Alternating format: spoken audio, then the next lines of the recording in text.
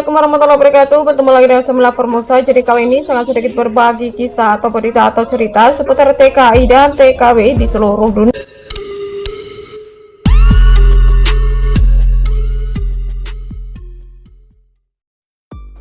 Berita yang pertama adalah 4 TKW ditangkap polisi. Mereka terancam di penjara 3 tahun lamanya dan didenda hingga 1,4 miliar rupiah. Berikut kronologinya. Berita yang kedua adalah pengumuman KDEI bagi masyarakat Indonesia atau PMI di Taiwan diharapkan untuk tidak melakukan perjalanan pulang kampung atau mudik, khususnya tanggal 6 sampai 17 Mei 2021. Khusus bagi mereka yang terpaksa harus kembali ke Indonesia karena berakhirnya perjanjian kerja, maka kamu wajib memiliki surat izin keluar atau masuk atau SIKM yang ditandatangani oleh para pejabat KDEI Taipei sebagai persyaratan untuk kembali ke tanah air. Berikut penjelasannya. Oke guys, sekarang kita langsung bahas berita yang pertama.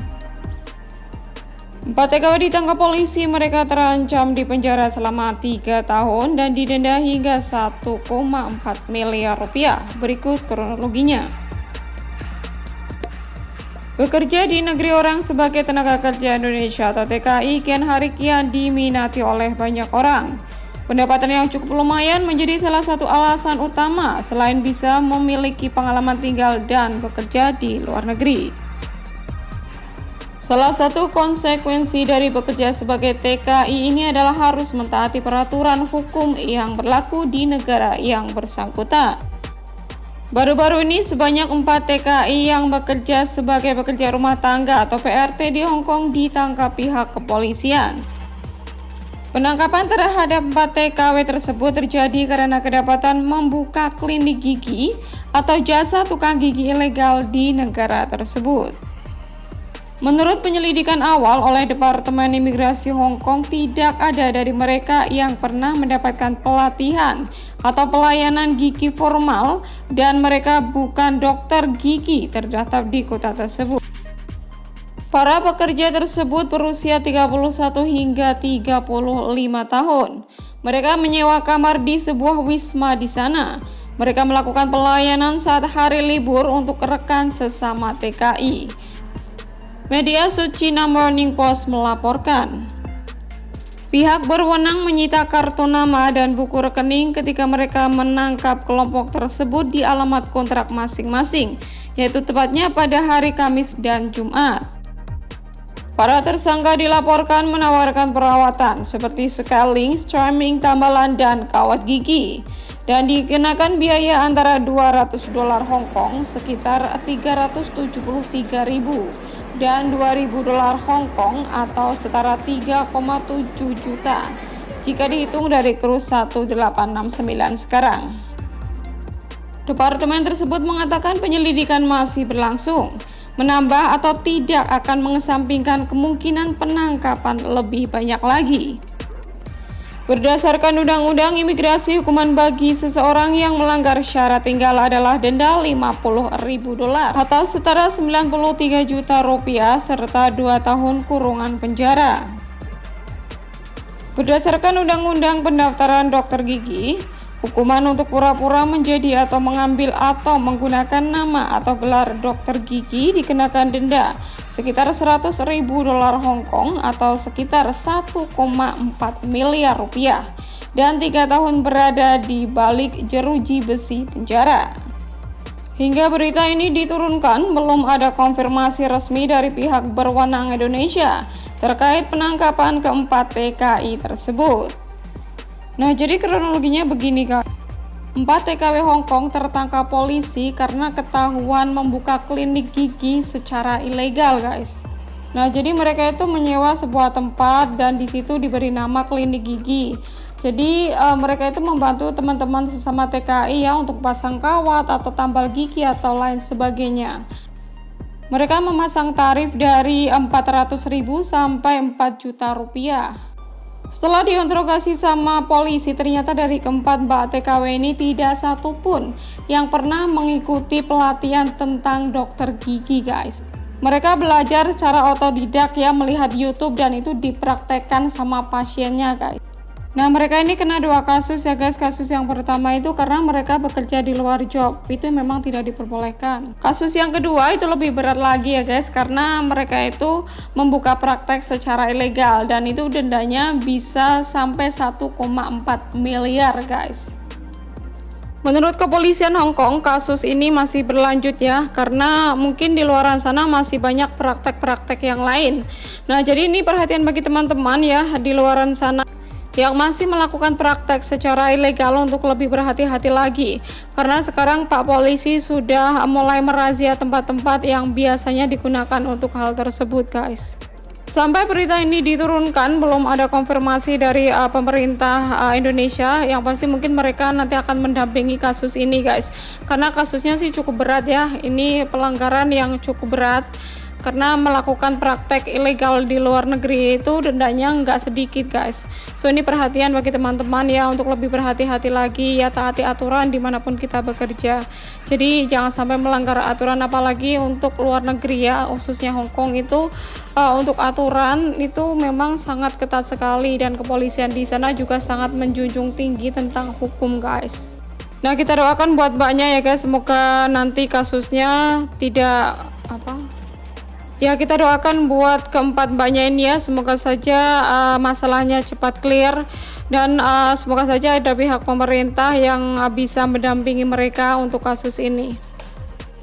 Nah, itu tadi ya guys berita yang pertama. Oke, sekarang kita langsung bahas berita yang kedua. Pengumuman KDEI hari ini bagi masyarakat Indonesia atau TKI atau BMI di Taiwan diharapkan untuk tidak melakukan perjalanan pulang kampung atau mudik, yaitu khusus tanggal 6 sampai 17 Mei 2021.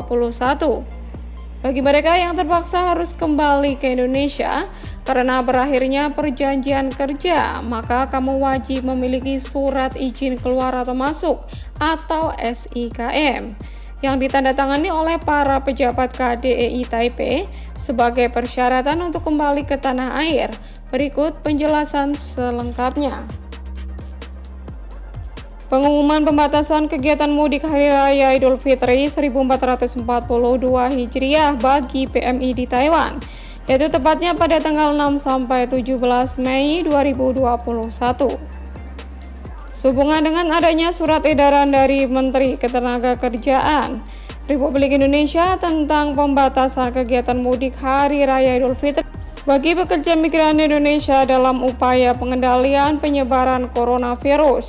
Dengan ini kami informasikan beberapa hal sebagai berikut.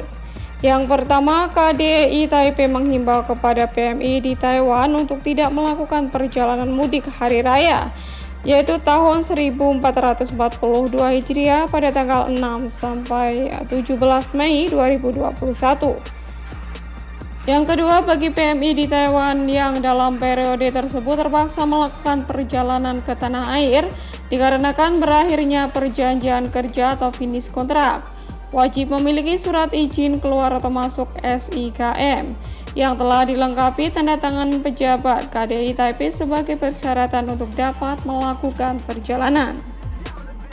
Yang ketiga, prosedur pengajuan SIKM di KDEI Taipei sebagai berikut. Yang pertama atau A, persyaratan dokumen.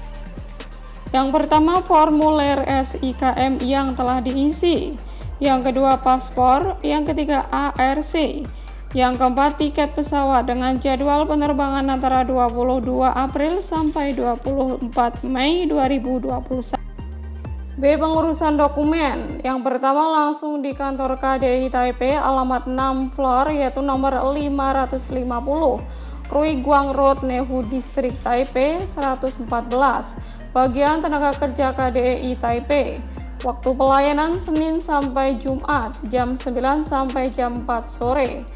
Jadi yang kedua melalui pos ya, alamat pengiriman sama dengan yang atas. Jadi teman-teman mungkin bisa langsung ke kantor KDEI atau bisa lewat pos guys. Pemohon wajib menyediakan amplop balasan yang sudah dilengkapi dengan alamat tujuan dan perangko senilai dengan tujuan pos. Yang C, pengurusan SIKM di KDEI Taipei tidak dipungut biaya atau gratis. Yang keempat, bagi PMI di Taiwan yang dalam periode tersebut terpaksa melakukan perjalanan mudik tetap diwajibkan mengikuti protokol kesehatan yang berlaku di Taiwan dan di Indonesia. Nah, jadi itu ya guys, beberapa syarat untuk bisa pulang pada hari raya Idul Fitri nanti. Karena memang sekarang pemerintah Indonesia itu memperketat gitu ya untuk para TKI atau bukan TKI saja, semua saja yang masuk ke Indonesia itu sekarang diperketat, bahkan dilarang adanya mudik. Tapi dikarenakan untuk TKI itu kan kadang kita udah finish kontrak dan memang diwajibkan untuk pulang. Nah, bagi teman-teman yang sudah terpaksa memesan tiket itu kita bisa pulang ya. Tapi ya itu tadi ada syaratnya, kita harus mengurus surat SIKM ke KDEI guys. Perhatikan ya syarat-syaratnya tadi dan bagaimana caranya untuk bisa mengurus surat SIKM itu. Dan kita juga bisa lewat pos guys, kita tidak diharuskan untuk datang ke KDEI langsung, jadi kita juga bisa melalui pos. Nah itu tadi ya guys berita dari saya, semoga saya bermanfaat ya. Saya doakan buat teman-teman seluruh TKI dan TKW dimanapun berada, semoga saja selalu dalam lindungan Allah Subhanahu wa Ta'ala, diberikan panjang umur, kesehatan, rizki yang halal, rizki yang berkah, rizki yang barokah, dan kesuksesan. Dan semoga saja kita bisa bekerja dengan baik, mendapatkan majikan yang baik, dan semoga saja kita bisa pulang dengan selamat membawa kesuksesan dan berkumpul kembali dengan keluarga tercinta. Amin amin ya rabbal alamin. Sekian dulu dan terima kasih. Wassalamualaikum warahmatullahi wabarakatuh.